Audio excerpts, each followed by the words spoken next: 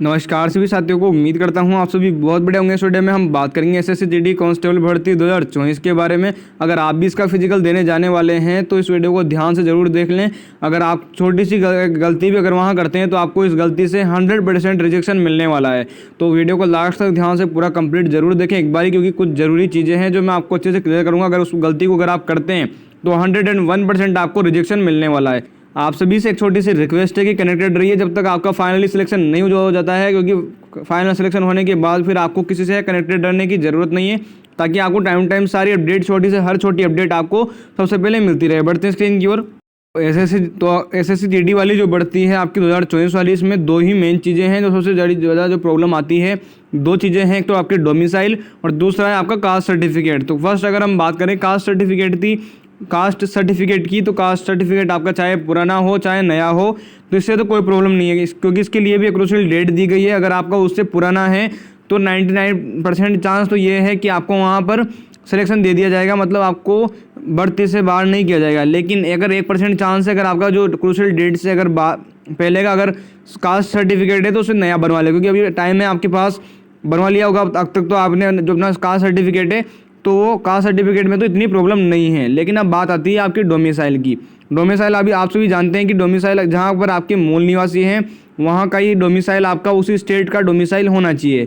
Other state का क्यों नहीं होना चाहिए? क्योंकि आप सभी जानते हैं कि कैंडिडेट से बार बार मना करने के बाद भी बहुत सारे ऐसे कैंडिडेट्स हैं जिन्होंने अपने जो डोमिसाइल हैं वो अपने स्टेट से जहां पर कम कट ऑफ जाती है वहां के डोमिसाइल बनवा लिए हैं फर्जी तरीके से।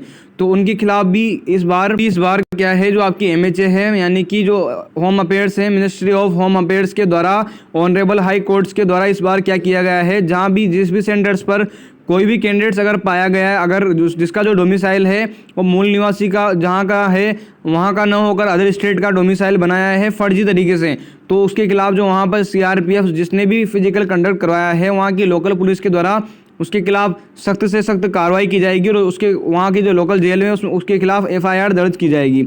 तो इस तरीके से सख्त कार्रवाई वहाँ पर की जाएगी। अगर आप अपने पेरेंट्स के लिए कुछ अच्छा नहीं कर सकते तो उनके सामने कैंडिडेट, आपके जो पेरेंट्स हैं उनके सामने बहुत बड़ी प्रॉब्लम सामने खड़ी हो सकती है अगर आप ऐसा करते हैं तो।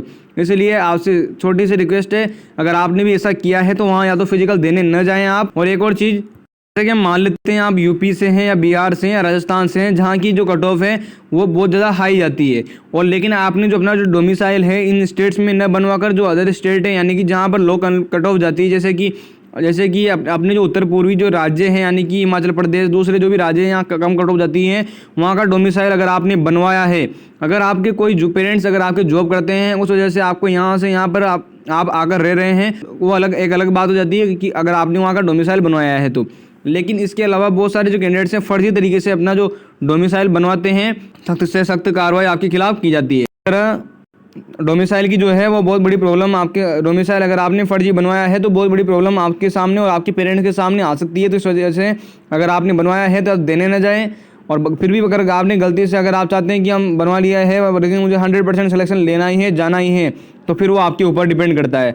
उम्मीद करता हूँ सारी चीज़ें आपको अच्छे से क्लियर होगी। मिलते हैं नेक्स्ट वीडियो में नए अपडेट के साथ। Thanks for watching. जय हिंद।